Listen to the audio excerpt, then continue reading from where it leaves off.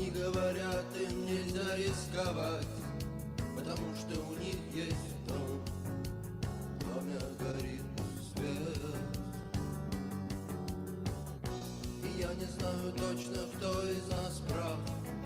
Меня ждет на улице дождь и ждет дома обед. Закрой за мной дверь, я ухожу. Закрой за мной дверь, я ухожу.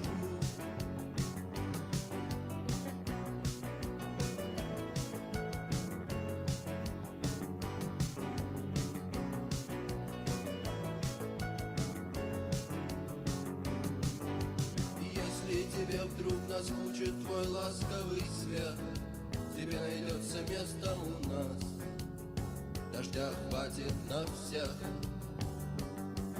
Посмотри на часы, посмотри на портрет на стене, прислушайся там за окном, ты услышишь наш смех. Закрой за мной дверь, я ухожу. Закрой за мной дверь, я ухожу. Закрой за мной дверь, я ухожу. Закрой за мной дверь, я ухожу.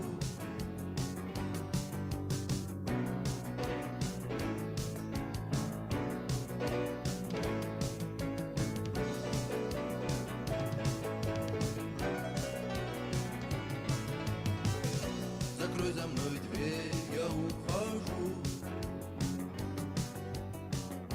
Закрой за мной дверь, я ухожу. Закрой за мной дверь, я ухожу. Закрой за мной дверь, я ухожу.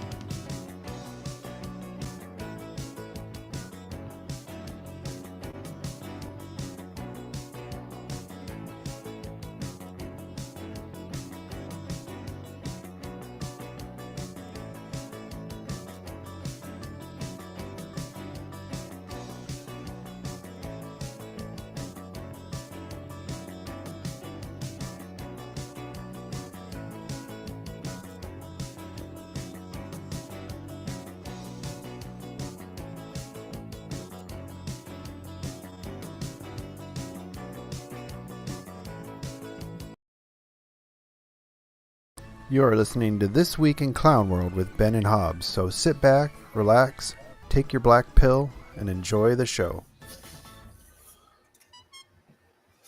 Why, hello, friends and fellow domestic terrorists on government watch lists. It is once again time for another episode of This Week in Clown World with Ben and Hobbs. I'm Hobbs. He's Ben. You're in Clown World. And you knew that already, didn't you? Yes, welcome to another episode of This Week in Clown World. Tonight, MAGA Civil War. Or is it? Dun, dun, dun. Yes, there's apparently a larger than normal psyop going on. Or maybe it isn't. I don't know. There seems to be a lot of ambiguity going on between the what's been dubbed the right and the tech right. So we'll dig into it as best as we can. I've been thinking about it an awful lot today, and it all revolves, unsurprisingly, around the central focus of Trump's 2016 campaign, 2020 campaign, and now the 2024 campaign, and that is immigration. So we will talk about that. We'll talk with Simon about the goings on in the world and get his views on things going on outside of the borders. And so it's going to be another fun episode. What have you heard, Ben? I ain't heard shit. Kind of I've been in tuned those, out. you know, those between Christmas and New Year, just what do they call it? People going feral, just nothing going on in their lives. The December taint. Yeah, just nothing going on. Taint Christmas and taint New Year's yet neither. It's the Ki- December taint. Kind of sucks having a holiday in the middle of the week because 2 days just isn't enough to motivate yourself to get shit done at work, and a day and a half really, because a lot of people close for half a day, so just like a wasted 2 weeks. Yeah, it is really, really The weird. time of year. podcast sphere, a lot of people aren't putting out podcasts right now. Oh, this fucking cat. So can't even listen to those while I'm at work. Yeah, that's usually how I get my news dump, and then I just take mental notes throughout the day and be like, hey, let's talk about this on Saturday. But yeah, there's been a lot of stuff going on. I tried to peruse through Twitter. It's been kind of a mess. I've watched a few podcasts and commentary things on YouTube and Rumble about it.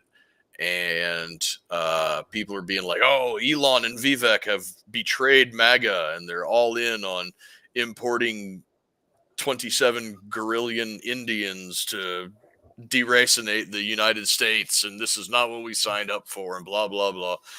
And of course, Elon was like, no, I just want the best and the brightest. And then the MAGA crowd turns around and be like, we don't need India's best and brightest. We've got plenty of talent here. And he's like, obviously we don't. And well, do we not have it here because of DEI initiatives, or you know what I mean? Well, yeah, that was the point that one of the things that I was listening to actually tonight before it started was Elon, in all of his tweets about this, he's clarifying his position that there are insufficient numbers of qualified and motivated tech people in the United States to fill all of the positions that we have. And the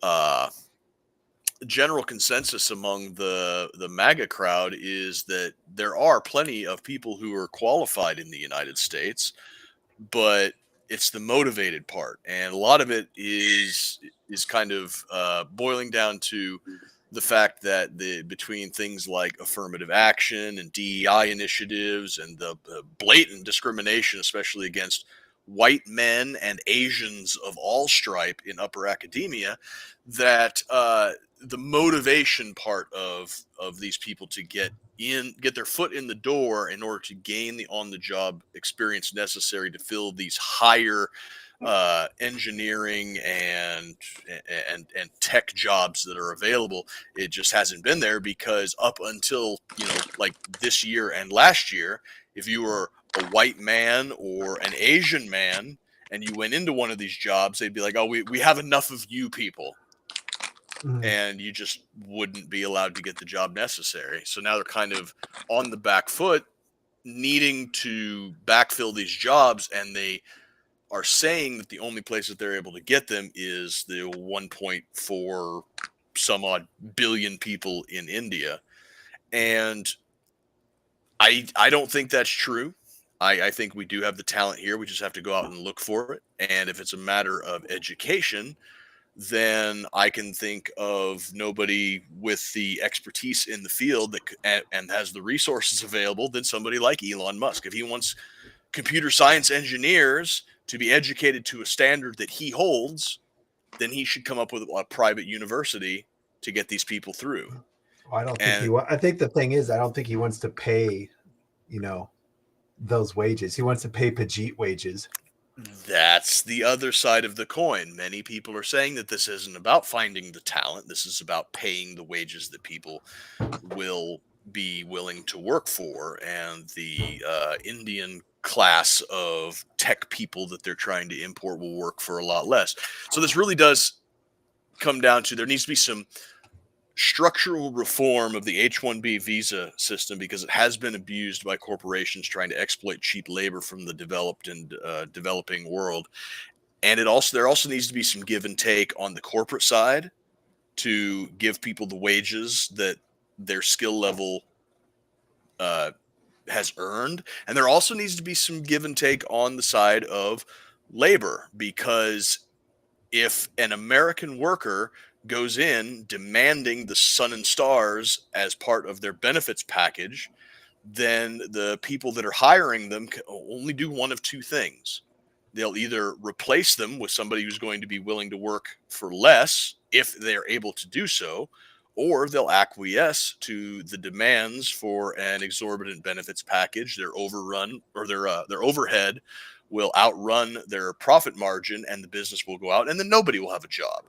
So I just can't believe that India is cranking out quality tech people. yeah, so I kind of discussed it in one of our group chats last night. Is if you take a look at what's going on in India right now, it seems that they're like, you have the IQ bell curve, right? Where it's little on each end, where you have like the really, really stupid people. There's not very many of them. And then you have the really, really, really smart people on the other end, and there's not very many of them. And as you come to the middle, you get that bell-shaped curve, because there's obviously a whole lot of people that fall within that average bracket. But what's going on in India is like I said in the group chat, is that their IQ bell curve is shaped more like a chart documenting the value of the US dollar post 1913. There seems to be a whole lot of really, really stupid people in India. I'm talking like sub-Saharan African levels of retardation. And then it just plummets off of a cliff. And then you get to like the few that are smart, that are like really, really, really smart. And there doesn't really seem to be that bell-shaped hill of averages. You're either like Mensa level genius intelligent Indian or monumentally retarded Indian. That's just kind of how I'm seeing it from the outside looking in, though. Yeah, I mean, India does have reasonable engineers. They have a burgeoning space program for being a country where people still shit in the street. They're sending rockets to space, which is such a weird dichotomy for a country. It's like those pictures that you see of like the opulent plantation in Brazil, and then like right on the other side of the wall is this crowded shit encrusted barrio. Yeah. It's like, where's the middle ground at? Is that the main is India the main recipients of H-1B visas? Is that why they're the okay? Yeah, they're the ones that are taking advantage of it the most. And there's other factors besides just a level of education and technical skill. There's also a certain degree of corporate nepotism. And I saw a tweet earlier today where it was like, the CEO of Google is Indian, the CEO of Microsoft is Indian, and it just like listed all of these very influential and very large companies that have Indians either as the CEO or in large or high ranking positions within the company.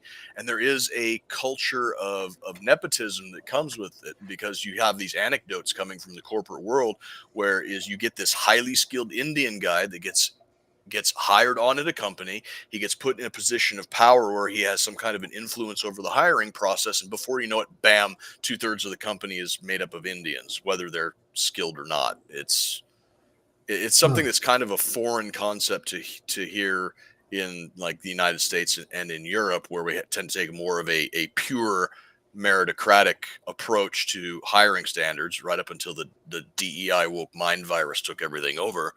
But yeah, it's a weird situation that we find ourselves in. Well, India is such a weird country too, though. I mean, if anytime you hear anything about India, it's just it's such a bizarre place that, you know, they have all this tech industry and everything, and they're a country where people still believe in a giant Indian god. It's like, what? Try to treat broken bones with poultices made out of cow dung, and it's like just such a bizarre. It's like a completely different world to me. It's so bizarre. Right. Well, it's just not everything about India. Going back in history, it seems to have been a place that developed in a vacuum, because their culture is different from the cultures of the peoples that surround it. Mm-hmm. Their religion is different.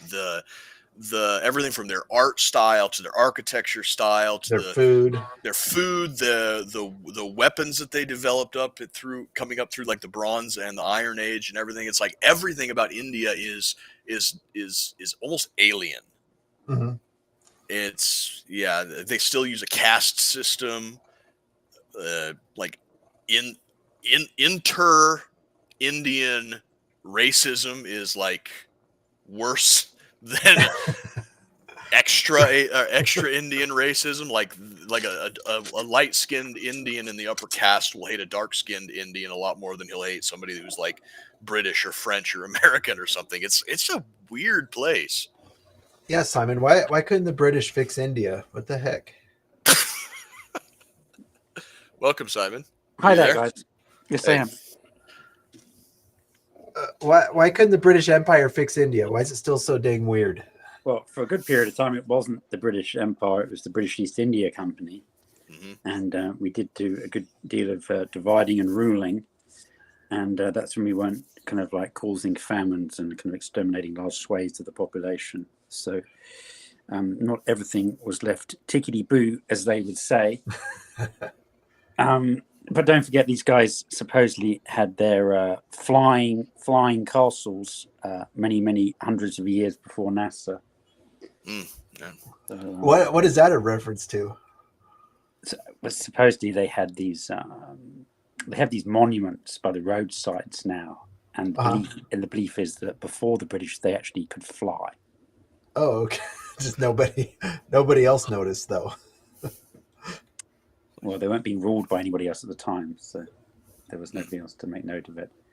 But yeah, I think that it's not, the smattering of genuine tech engineers. It's the widespread fraud, often run by immigration agencies, that don't just extend in the tech industry, but are now being rolled out and have been for many years in many other industries. I mean, people have been raising examples, going through all the federally published data about, dancers in Las Vegas and waitresses and chain companies. And it's, the idea that it's all just high-tech workers is patently false. And it's also the case that H-1Bs are not the only type of worker visas into America. There are many others, and many of those appear to be subject to rampant fraud as well. But, in terms of Trump clearly siding against his base, I think this is a massive problem for him, because he needs those congressmen to literally vote in lockstep to get any of his policies through, since he's going to have a working majority of like 2 or something. And got to bear in mind that it was just announced by Janet Yellen that the US government is going to hit its federal debt ceiling sometime between January the 4th and January the 23rd, at which point the Treasury will engage, quote, emergency measures that will buy the country something like 2 weeks of liquidity. After that, we are done. And so Trump's going to have that crisis either the week before he's inaugurated or the week after. Well, I'm sure the Biden administration is just setting up an absolute disaster for him to take over. That seems the new status quo. That's why he was asking for the debt ceiling to be waived for a further 2 years. And then when they said no, he said, we'll raise it 5 trillion. So he figured he'd add 5 trillion in 2 years to the debt. But as we know, it's actually running at the rate of about 1 trillion every 100 days. Mm-hmm. So, over 2 years, that's almost 800 days. Sorry, I'm talking about 700 days. And so that would actually be 7 trillion at their current run rate. And he's talking about rolling over the tax cuts that he instigated with like a 5-year sunset or something.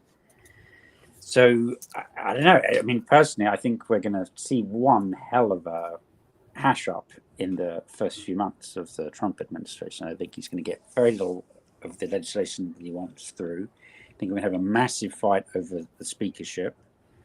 And we could literally have government lockdown simply because we can't afford to pay civil servants. Either that or be like Sri Lanka. He's in the Navy. He's talking about it already, that, he's already planning for if he doesn't get a paycheck. Yes. Well, I think it's unlikely that Trump would do anything that involved not paying the military. I mean, Trump wouldn't, but it doesn't mean they wouldn't try and sabotage him and set that up. I mean, the military's had to go without paychecks before. Mhm. which doesn't make any sense to me at that point. You know, Well, you that's going to be a sign bit awkward if we're fighting the Russians and the Chinese and the Iranians and the North Koreans all at once, right? Which appears to be the plan of the neocons if they get control of any of the levers of power. Yeah. I've always thought since you're signing a contract to be in the military, the second they don't make your payment, your contract you can just consider it null and void. Yep. Maybe that would put some impetus on them to come up with a solution if Well, they lose it'd everybody. be funny if they worry about their pay and they don't worry about their commanding officers trying to kill them with experimental medicines. I think would also nullify a contract. Yeah. I mean, the one thing that I would point out in that period of the 14th to the 20th of January, and you can be sure that the Bidens will be shipping as much of the spare cash to Ukraine as possible since they can get 10% cash back, is the Iranian president is flying to meet with Putin, who's fresh off his apology tour with the Kazakh and Yeah, I bet. Azerbaijan governments today for having shot their plane down. That they're going to seal this comprehensive cooperation agreement between those two countries literally 3 days before Trump takes office. So that's really going to put the cat amongst the pigeons there. So has Russia unofficially accepted blame for that, or Yes, what? Officially they've accepted blame. Oh, they have. Yeah, Putin called the president of Azerbaijan and then called the president of Kazakhstan to apologize. Well, I guess everybody's shooting down planes that they shouldn't be shooting down because the Navy shot down an F-18 the other day and then almost shot down another one. Yeah, and they lost their 13th MQ-9 Reaper over Yemen today as well. So that's a quick $400 million of MQ-9s. That's a drop in the Plus bucket. That's a rounding error. Mm-hmm. Yeah, I think that was an F-18 Growler they shot down too, wasn't it? I don't recall. I don't know. I just saw But I F-18. mean, that's an expensive week for the Navy. Yeah. Between the drones and or I guess the Air Force is running those, or does the Navy have their own? But either way, it's a lot to get shot down. Yep. So what's the significance of the Azerbaijan and Kazakh thing? Isn't there still like a bit of a war going on with Azerbaijan and Armenia? Or Yeah, but I don't think the aircraft has anything to do with that. I mean, they found they couldn't land. They made multiple attempts, but it was really bad weather. So they got diverted. And unfortunately, the region that they flew through was subject to a heavy Ukrainian drone attack. Now, one would expect that the radar signature of a passenger aircraft would be somewhat larger than that of a drone, just speculating here. And so Transponders being what they are. well, not only that, but just the sheer radar signature of the mass and the giant wings and the two enormous engines hanging underneath it. But this isn't the first time they've done this. We had that other aircraft that got shot down over the Donbass. well, yeah, I saw with this recent downing that military action is the number one killer of civilian aircraft at this point, as far as what brings them down. You know, it's not engine failures, it's missiles. Yeah. So the Azerbaijan foreign minister has called for an international investigation, but I think Putin's made it quite clear that he's accepted responsibility. So, everyone will get $1 million or $500,000 or whatever, which buys a lot of goats in that part of the world. And they'll move on. I think it's been very wise of him indeed to confess and offer compensation immediately, rather than kind of like trying to maintain a pretense for a decade, which is what they've done previously. Yeah, with the last one, they never really even. I mean, that one was pretty obvious too, but they never took the blame. They blamed it on everybody before they finally accepted it. Yeah. So, the big news that we have coming up in just a few days is that the gas supply through Ukraine to Europe is going to be cut off completely. And Just in time for the coldest part of winter. yes, indeed. Yes, indeed. Well, and speaking of cut off, that area too, they've had some cables getting cut. Apparently, I was reading about how Russia has this whole shadow fleet of ships that they're Well, using. the shadow fleet of ships is for transporting oil. Well, supposedly. I Yeah. mean, they're using it for other stuff too, I guess. What was it? This most recent one had a bunch of spycraft equipment on it too. Well, so we're told, but it was actually a Hong Kong flagged vessel. So it's difficult tying it directly to the Russian government. But That whole system is just weird. You know, based out at Cairo with a Hong Kong flag with a Nepalese captain or something. It's like, what? Yeah. I don't understand that whole setup. Well, as you guys are no doubt are aware, the U.S. merchant marine is almost non-existent now, right? So everything is flags of convenience, and we've had that situation ever since Gulf War One, right, and the tanker wars in the late 80s. So what is that now with the merchant marines?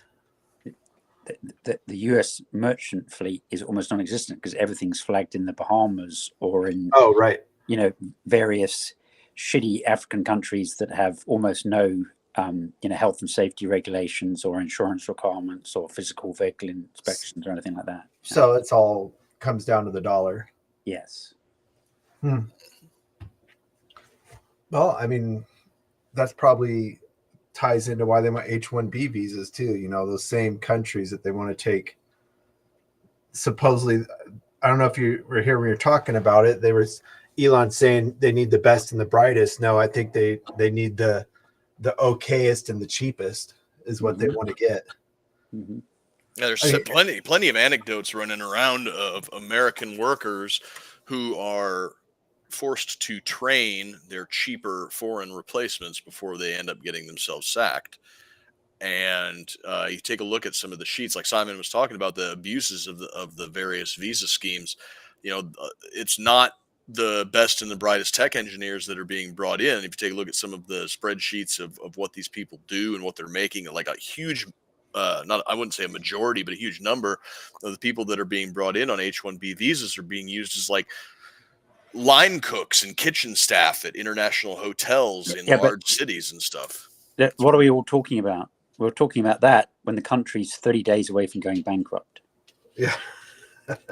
So it's a wonderful distraction, right? It is. And have been a few people that are kind of, the internet pundits, like Charlie Kirk is the one that immediately springs to mind. And he's like, guys, this is a coordinated distraction to drive a wedge between the populist right and the sort of like newly minted right-wing techosphere that have sort of facilitated the ability of Trump's populist movement to kind of take over since Elon bought Twitter. And I don't know if that's true or not, but it would definitely be taking a look at what's been going on. It would definitely be an effective tactic. Well, if India was cranking out great engineers, you'd think Britain would have the most tech startups in the world. As many Pajeets end up going. Canada. Too. Yeah. Fully 1/3 of the Canadian population right now is foreign born, mostly from India. That's insane. And everybody knows Canada for their tech startups, right? Right. Yeah, sure. Yeah, because we get here in the United States, we get about 350,000 Indian alone in the United States. I heard something today that the UK gets about 250,000, which is less than we get, but the UK is a lot smaller, both in size and in population. And Canada, I think they get more than both of us combined. It's pretty wild. India's just like the incubator for the world. They're just cranking out. That's their main export is Indians. I guess so. Everybody else's birth rate's going down, but India stays up there, and they just keep cranking them out to the world. Well, even theirs is going down recently. India's has finally dropped. It might still be above replacement level, but it's not at 4 or 5 kids that you would expect a country of 1.4 billion people that seems to be exporting a large number of their population to the rest of the world. But I think like right now, the poorest parts of Africa are the only parts of the world that are still like spitting out kids like cats have kittens. Well, India's got a serious problem. Think what you will about climate change or global warming, but they're getting to a point where it's getting so warm and humid there, their air conditioners don't even work anymore. They can't keep up.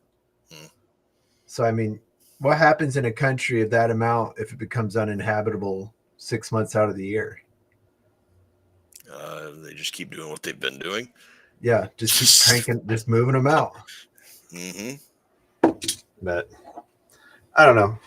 It's such a weird situation with the immigration and the birth rates anymore.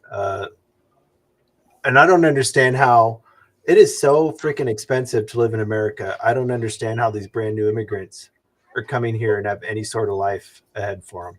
Well, the immigration agencies are putting them 10 to an apartment in California. Mm-hmm.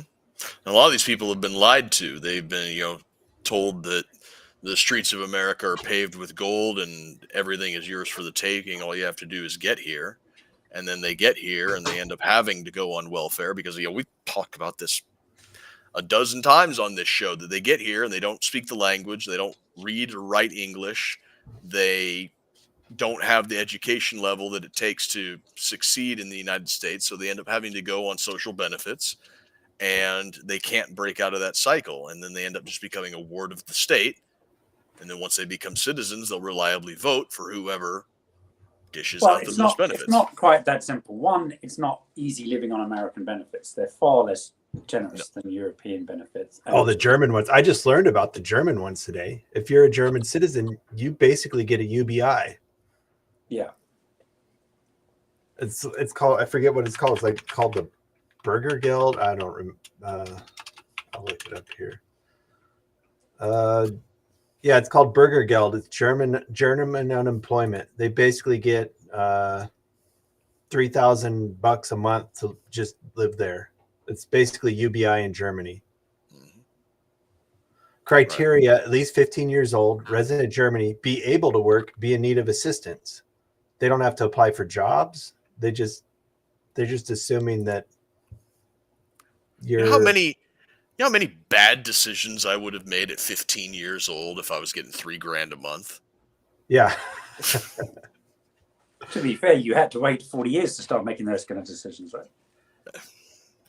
I guess And this was just started 2 years ago in Germany. Yeah.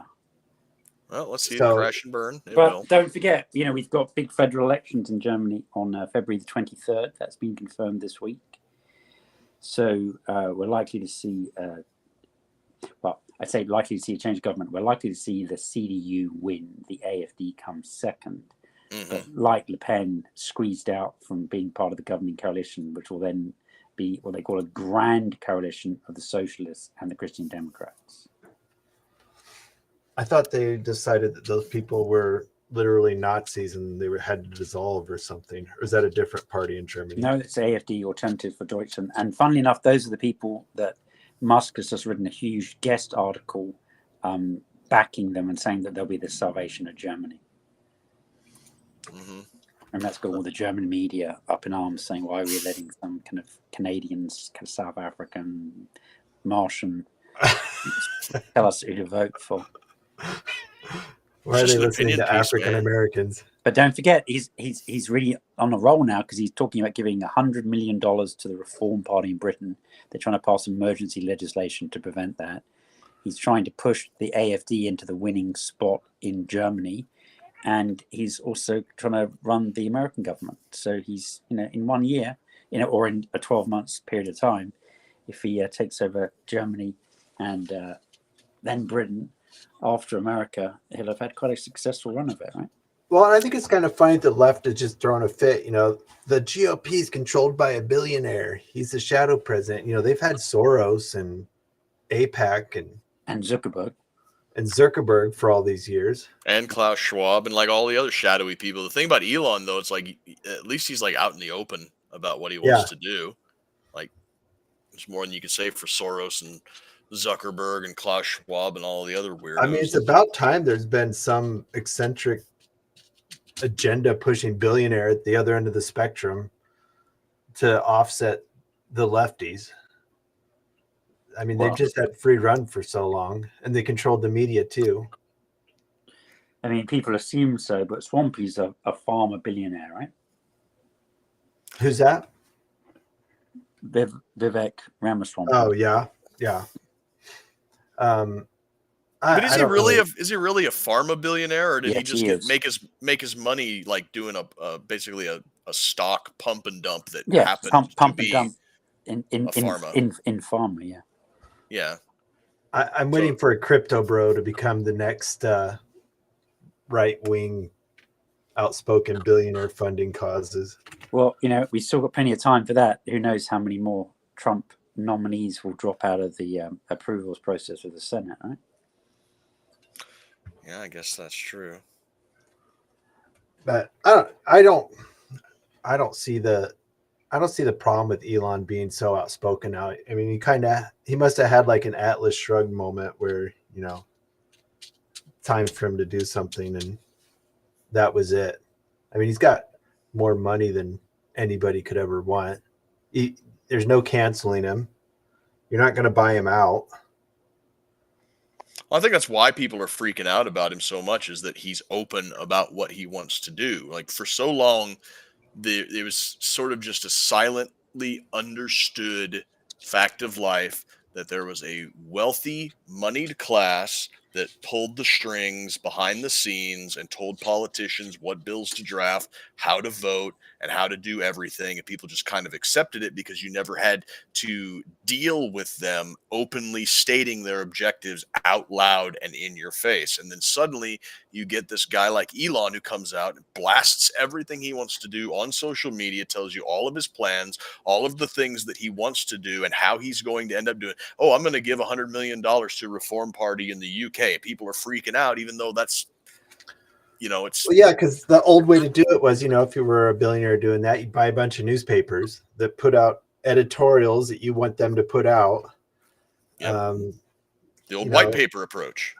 I mean, Elon, people say, well, he hasn't invented any of this stuff, but he's good at being the first in a space to do something. I think, he realized that Twitter, he could get why would you buy 5 or 6 newspapers? You can buy one Twitter, one Twitter company, and get everything out there. And he's the first one. This is probably the way it's going to be going forward. You're just going to have these billionaires posting on Twitter. I mean, Mark Cuban's probably the next closest to Elon. Same thing. Right. I think it's the brazenness of it, because you expect shadowy billionaires to do shadowy billionaire things quietly, behind the scenes, pull the strings. They're there, but you don't know exactly what they're doing or how they're doing it, but it's out of sight, out of mind. It's the shock of having somebody being like, yeah, I've got more money than God, and I'm going to use it to my own political aims. And what are you going to do about it? Because everything I'm planning to do is legal. Yeah, you kind of cut out the middleman. I mean, why bribe a bunch of donate to a bunch of politicians? We can just go right to the top. I guess so. But it's the world we live in now, where everything that is open and transparent, and the things that aren't open and transparent will be soon enough. And I just think that it's going to be like turning the light on in an infested kitchen when you see the roaches scatter. Why do you think they will be open and transparent? Just the interconnectivity of things, the way that they're going right now. And it's like I said, you've got the status quo of the way that things have always been, where the secretive elite that you don't necessarily know who they are or what they're doing are on one side, and then you've got the open elite on the other side. It's an elite civil war that's actually taking place right now. It's not about populism or statism or anything like that. We have an elite civil war going on, where the super wealthy are vying for their brand of elitism to be the one in top. And the people are gravitating towards Musk-style populism because he's out there saying exactly what he's going to do. It's not necessarily about whether or not the people agree with it or believe in it, but they gravitate towards it because he's telling them what he wants to do. And the old-style elite that do things behind the scenes are going to have to play the same game, or come up with a way to not only outcompete him with the old tactics, but they're also going to have to come up with the resources necessary to literally outbid the richest man in the world. That's just how I see things. I'm not the smartest person in the world, but that's just kind of how I see things going. Yeah, personally, I think that Musk will just get incredibly frustrated by quite substantial congressional opposition to him, bipartisan opposition, and he'll just say, I'm not doing this anymore. It's a possibility. Burnout is real. It's not just going to be our Congress either. It really seems like the entire apparatus of the Western world is going to be arrayed against him in some capacity or another. Like you said, he's plans on giving a whole bunch of money to Reform UK. Well, Reform UK doesn't have any real power right now, so they can change the law to make that an impossibility. Same thing is going on in Germany. AFD doesn't actually have any power yet. Well, that's not true. They are controlling 2 of the German states, so they are kind of building up in terms of the equivalent of state governorships. But he's obviously must be neglecting his other businesses. I mean, obviously he has a limited span of control to start. He has to sleep at some point. Mm-hmm. Allegedly. So there must be some kind of network of senior managers that he's relying upon. But I think Tesla just recently broke its all-time high, didn't it? It's 431. Yeah, they just recently broke it again. They had topped out in 2021 at 410, and now they're up to 430. So, I mean, maybe they don't really need him to be doing anything. Yeah, but look, we're on the verge of trade wars against 3/4 of the world, massive tariffs, the US government running out of money, wars with multiple countries simultaneously. I mean, there's a lot coming down the pipe at the moment. Mm-hmm. And does any of that have to do? Speaking of the U.S. government running out of its own money, does that have anything to do with Trump's plan to boost up Bitcoin as a reserve currency, or at least to have some type of a bigger stock in Bitcoin to kind of pad that out?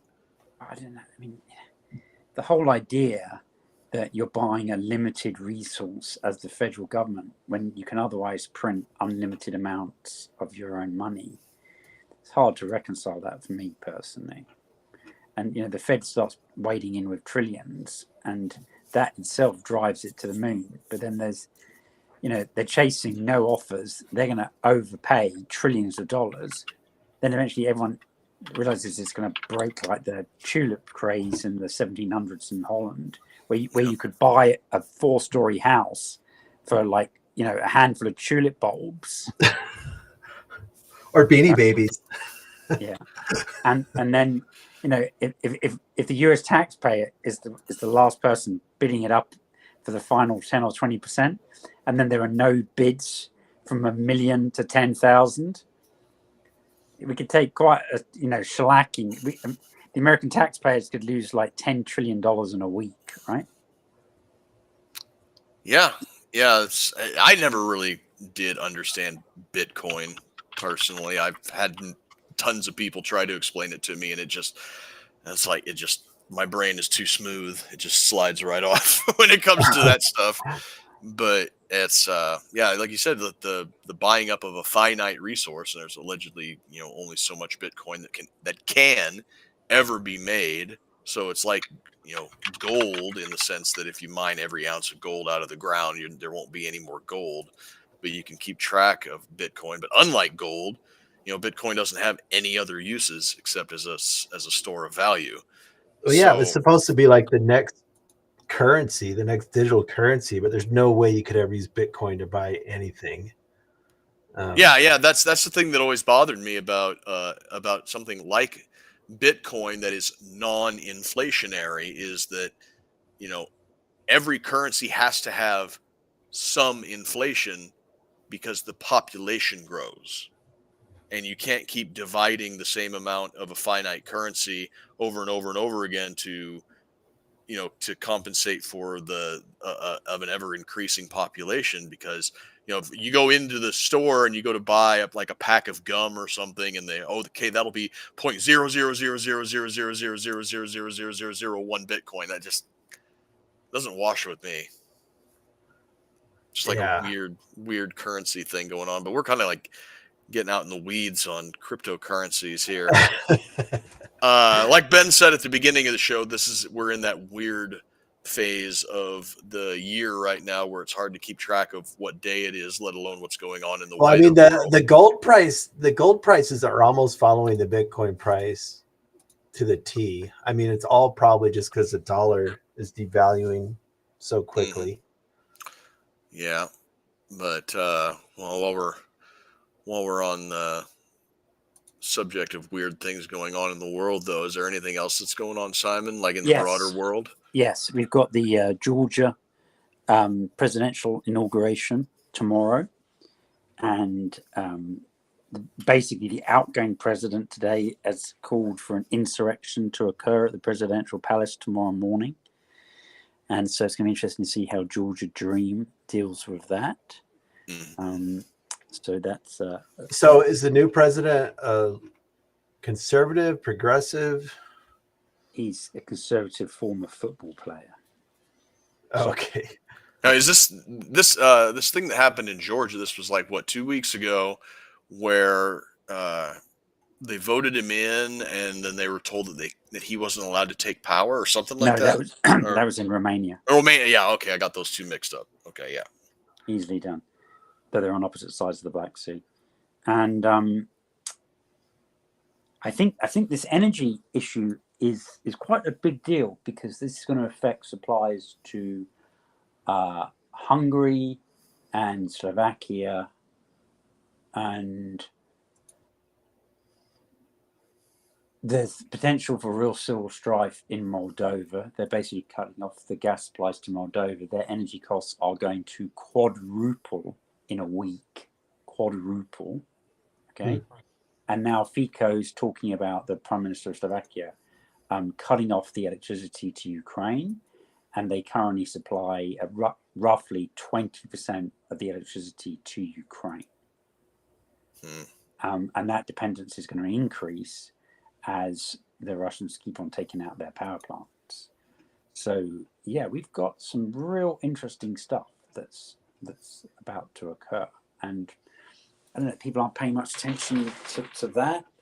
Zelensky's been warning about it for a long time, but people just didn't think he was going to do it because they were stealing gas, and then they were also overcharging for the transit. But the Russians just said, hey, we can ship it via Turkey instead, and so that's what they're going to do. South Stream and Turk Stream. And then the pipeline that goes through Bulgaria to Serbia and Hungary and Slovakia, that is going to go around Ukraine. So then do we have this kind of like Nord Stream 2 situation where, the neocons say, right, okay, well, he's getting around that situation. We've cut it off through Poland.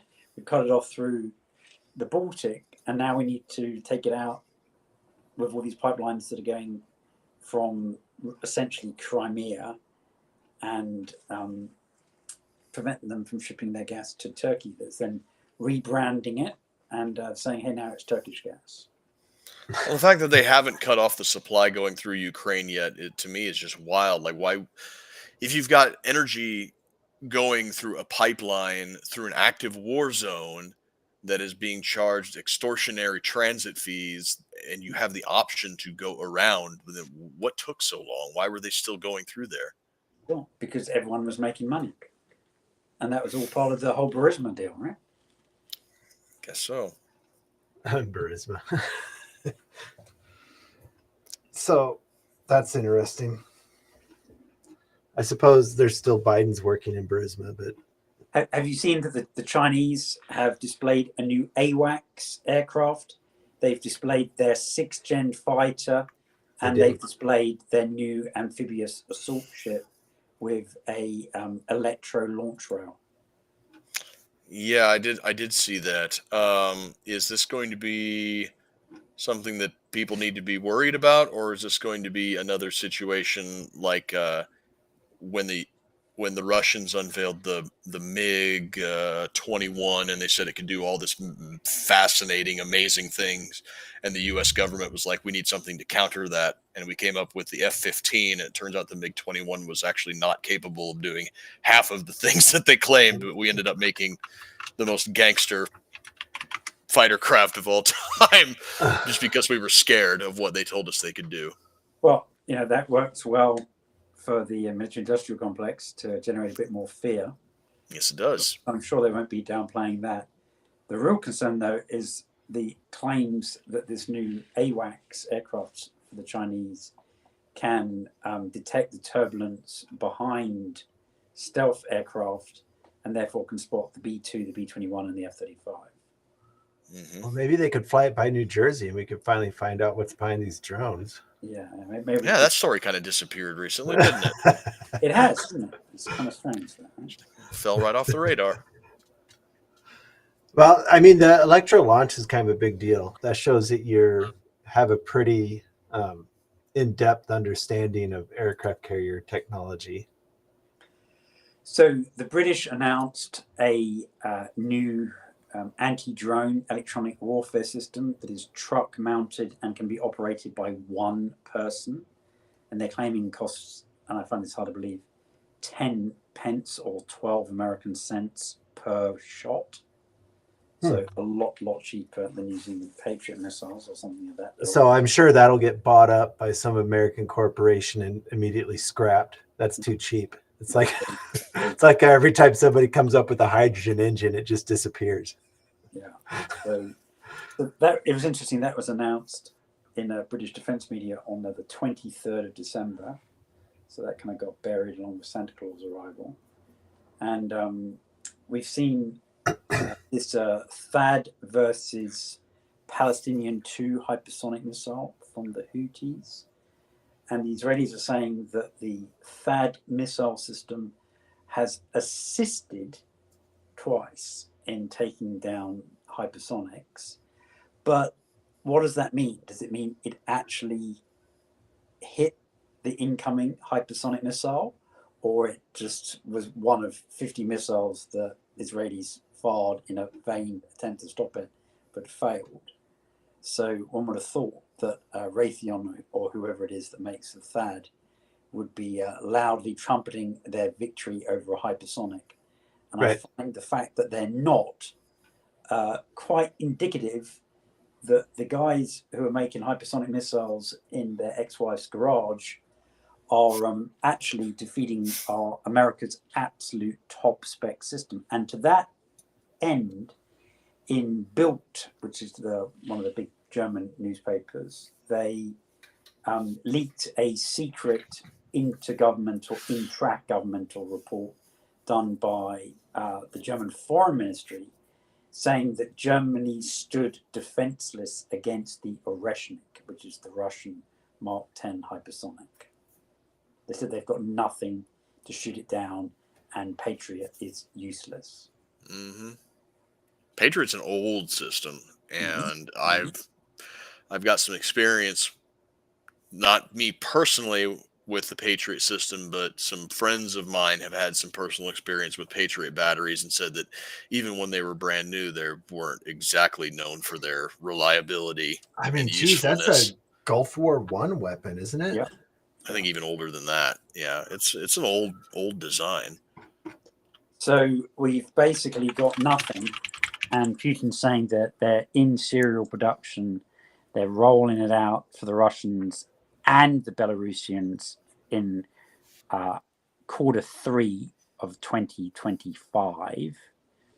So unless we come up with some pretty shit-hot air defense systems in the next 6 months, we've got a real problem there. I mean, geez, the Patriot's 1981, I guess. Okay. Older than me. Yeah. So I can understand like China or Russia being able to develop hypersonic missiles that can skate by current ADA measures, but how the hell are the Houthis coming up with it? Are they being provided this stuff by somebody, or is this Well, some? They're like the orcs. You see, this is the answer to the immigration problem. It They just goes paint to it show that red. we should be bringing in the Houthis instead of the Indians. Yeah, there you go. Apparently. H-1Bs for Houthis to develop domestic hypersonic missile technology. I guess if, Yeah. if that's what we're going to be having to go to. I mean, maybe it must not be that hard. Maybe we should start building that shit on the weekends instead of podcasting, just putting together a hypersonic missile. For our fans in the Nebraska State Patrol, that's obviously a joke. I know you're watching. I mean, yeah, how the hell hang is Hang a second. You think that they've actually stopped watching the child porn to tune into you? I don't know if you were here when I said it like 3 or 4 weeks ago, but I have a friend of mine who told me that there's somebody in the Nebraska State Patrol that's assigned to monitor this podcast. Really? Yeah, it's pretty fun. Hi guys, put a comment down in I'm not sure what they're hoping we're going to say or do, but yeah, me neither, here, man. But here they are. Drop a comment. I know we won't have time to get into it tonight, but there is a long press statement out by the Chinese Foreign Ministry concerning the meeting, the 2-day visit, which was Friday and today, of the Iranian foreign minister with the Chinese foreign minister. And they've put out a very, very loving bromance statement looking forward for the next generation, literally 25 years.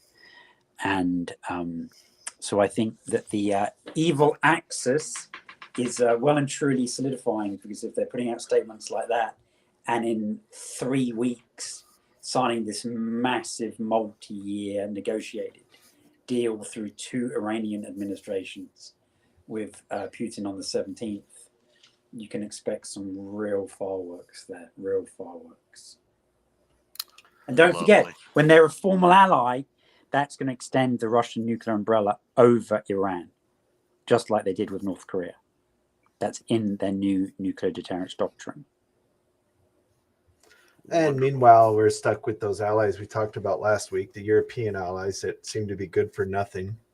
Well, Trump's trying to get them to spend 5% of their GDP on defense now, which would be tripling it in some cases, like Germany. Well, I mean, that I'd rather have some innovation or or actual useful troops out of them than just buying more weapons off. I mean, it's great for our economy.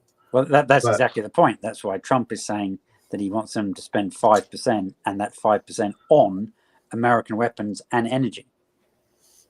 Right. Because a lot of the European countries have just let their own domestic defense industries atrophy to the point where, I mean, it seems like Sweden's the only one that produces anything slightly innovative. I guess what did France had the Rafale? Was that them? Mm-hmm. Yeah. Germany seems to be, Heckler and Koch seems to be willing to provide the small arms solutions for the entirety of what's totally not a European Union army, bro. Trust me. But it seems like more and more countries in Europe are all kind of adopting HK firearms as their infantry standard now, and they're all kind of homogenizing towards the same camouflage as we use in the United States or some variant of it. So, totally not a NATO army, bro. No, this is totally an organic and definitely not a coordinated effort to homogenize the militaries of the Western world against some threat that we're definitely not provoking at all. Yeah. Well, guys, thanks for having me on. Please do look out for messages from Sam Cheney, because he definitely was going to invite you to cover for the 2, possibly 3 days that I'll be absent. He did. He has already. Yep. Correct. Okay, so that's good. And I'll be back on air for the next couple of days. We'll probably read through the whole of the Iranian-Chinese press release that they put out following the second meeting that occurred today. It really is. It's got a lot of information in it. So just to be annoying for my audience, I will force them to endure that in its entirety, because I think it's really significant. And then I'll let Alex Jones comment on it in a month's time. Yeah. Well, thanks for joining us, Simon. Yeah, we'll definitely work with Sam on what we can cover there, so people can watch for us over there. I think the one he asked about was the 10th. Was that right, Hobbs? Yeah. I think it wasn't it the 1st and the 21st? I know I'm definitely traveling overnight those days, and possibly the 10th. He asked me for the 10th at 5 p.m., which is a Tuesday, which means that I'm going to be at work, so it'll have to fall on Ben. Yeah. But I can make it work. Okay, well, there definitely are 2 other dates as well. So, Okay. Well, people can watch for us over there. You guys can watch Simon and Sam over on Weaponized News. You probably already followed them by now. I hope you have. Well, we're still trying to get to fight our kind of winter campaign, of which we regularly have different versions, is to get to 500 followers on YouTube. We're now at 455 or something, need about 45 more people. And we need 3,000 viewed hours within a few months. And we're halfway to that target. And people can really help out over the New Year's Eve, kind of 31st, 1st Jan holiday period. If they just go to our YouTube channel, which is Weaponized News, and then there's a playlist, and that has actually 12 documentaries of ours, which last from 30 minutes to 2 hours. And literally with the volume turned off, they can just hit play, leave that to run overnight. It'll run for about 15 hours or something. And that really, really helps, assuming that you don't want to endure 15 hours of big time geopolitical documentaries all in one go. Let your cats listen to it. Yeah, just let your cats listen to it, or your teenage children that already set them right, and that would really help us get towards that 3,000 hour mark. But I'll give you the top point from the Iranians. They appear to have taken, like the phrase that I use, like in Alcoholics Anonymous, is taking the pledge, and Aragchi, the Iranian foreign minister, seems to have committed Iran to the Global Security Initiative, the Global Development Initiative, and the Global Civilization Initiative. And that's a really, really big deal. Well, got to strengthen up that axis, I guess. Yeah. But yeah, thanks for joining us, everybody. Thanks, Simon. We'll be doing a show next week, maybe. We'll have to see how it works out. But as of now, we will be, and I'll be showing up over on Weaponized News the week after. So from everybody here, thanks for joining us, and stay honky.